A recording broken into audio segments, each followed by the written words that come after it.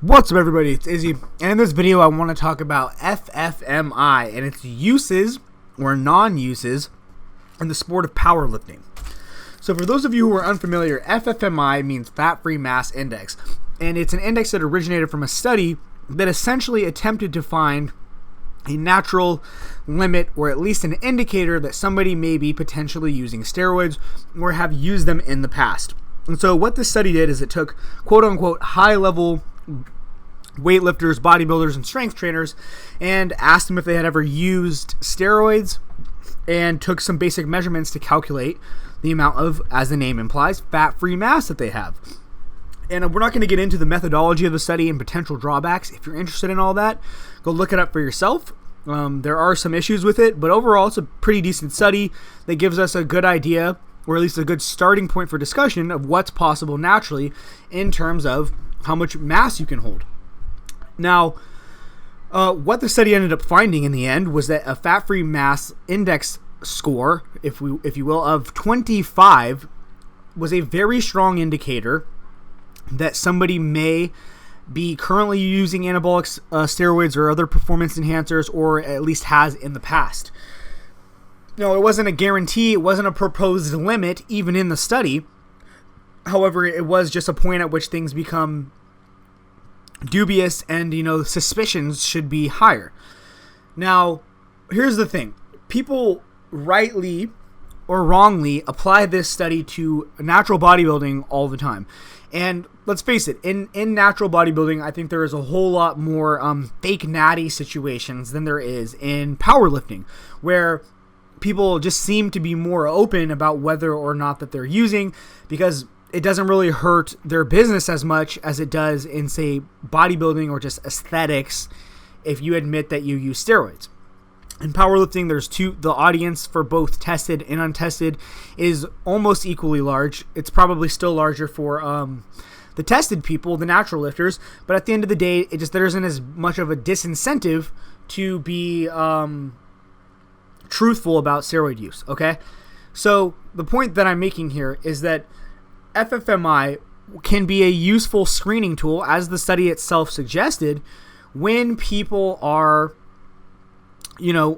interested in more of that bodybuilding segment. And while there is a lot of crossover between bodybuilding and powerlifting, they're not the same sport, okay? They're very different, and competitors have very different goals. In bodybuilding, roughly speaking, probably the primary goal of the sport, is to carry as much muscle mass as possible while being as lean as possible on, game day. Whereas in powerlifting, the most important factor is your performance. You actually have performance metrics that matter, okay? It's not just an aesthetic appeal type of thing. It's how strong are you relative to your body weight. And here's the thing. One of the reasons why enhanced lifters or lifters that use anabolic steroids and androgenic steroids are more quote-unquote impressive than natural bodybuilders is because natural bodybuilding, especially the part where you cut down to single-digit body fat, is extremely suppressive on the endocrine system. And they've done, N=1 case studies where they've taken a look at contest bodybuilders post-prep to see, what happened to their thyroid and what happened to their testosterone levels. And their testosterone levels would sometimes be, in the 100s or in the low 200s, where normal is, something like 350 to 1100 nanograms per deciliter. And these are healthy young males that fall below the normal range transiently, temporarily, due to their dieting practices. And that's what's super important here, is that you as a natural will lose a significant amount of lean body mass when you drop below certain leanness thresholds, for a lot of different reasons, but probably the biggest among them, as I already mentioned, the negative impact that it has on the endocrine system as a whole. So here's the thing. The amount of mass that a natural bodybuilder can hold on to is significantly different than the amount of mass that a natural powerlifter can hold on to, because the body fat requirements are substantially different.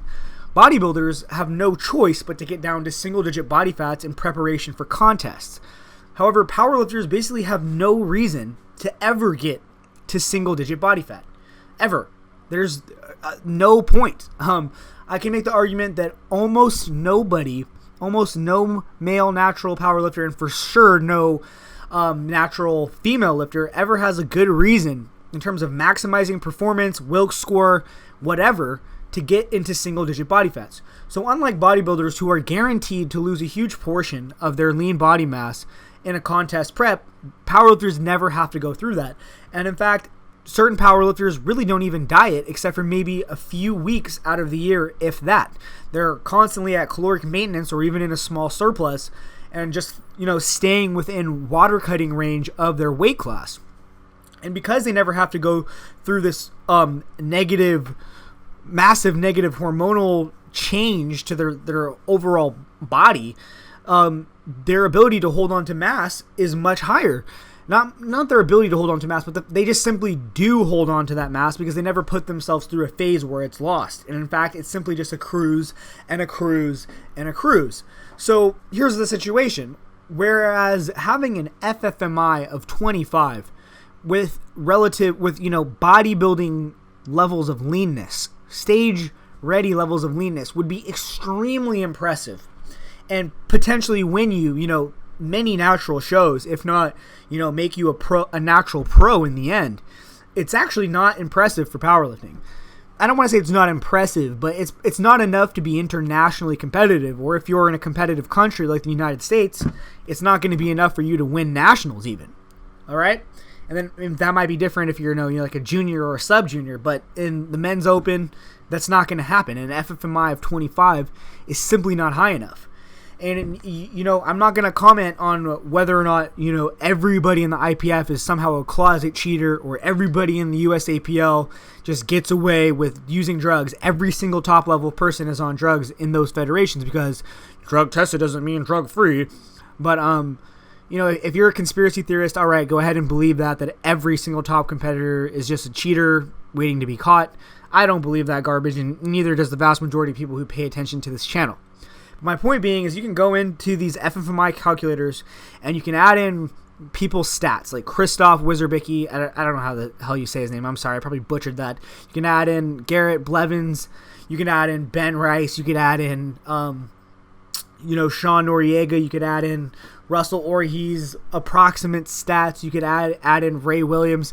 You could add in Mike Teixeira, you could add in Dennis Cornelius, and what you're going to find, especially even in the higher weight classes, is that these people do not have an FFMI of 25. It's more like an FFMI of 27, and maybe in the case of Ray Williams, even higher than that.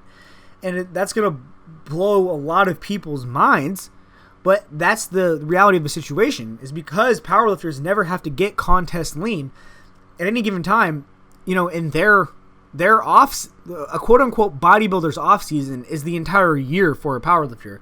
And some powerlifters carry more body fat than any natural bodybuilder does, even at the fattest point of their off-season. So the main point that I want to make with this video is that you need to get out of your head this whole FFMI thing, especially this magic number of 25. Because what I can tell you from personal experience is that an FFMI of 25 is not going to be enough for most people to be nationally or even internationally competitive. Believe it or not, I have an FFMI of over 25. I have a height-adjusted FFMI of 25.7 based on these calculators. Now, a lot of you guys are going to want to call bullshit, but if you want to enter in my stats yourself, you can do this. I have a Navy body fat estimate of 16% body fat. I'm 168 centimeters tall, 5'6".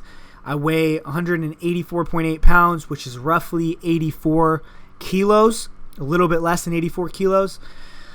And those are my stats. And that's with me in a dieting phase where, I'm not retaining a bunch of water and food. If I was deep into like a bulk, I would have another 5 or 6 pounds of water and my FFMI would be only that much higher. And again, you can call BS on this if you want, but the bottom line is that a lot of people would watch my videos and say, well, Izzy, you're not even that big. And that's, I guess, the point that a lot of you need to hear is that an FFMI of 25 is really just not enough in natural powerlifting where you have no reason to ever be single-digit body fat. That's really all I wanted to say on this one, guys. I'm really tired of hearing about this FFMI shit. Really tired of hearing about this FFMI of 25. You need to stop paying attention to this. The natty or not nonsense will get you nowhere as a competitor. So pretty much just fucking ignore that and do not participate. That's just my opinion on the subject. As always, my friends, have a nice day. Good luck with your training. Peace.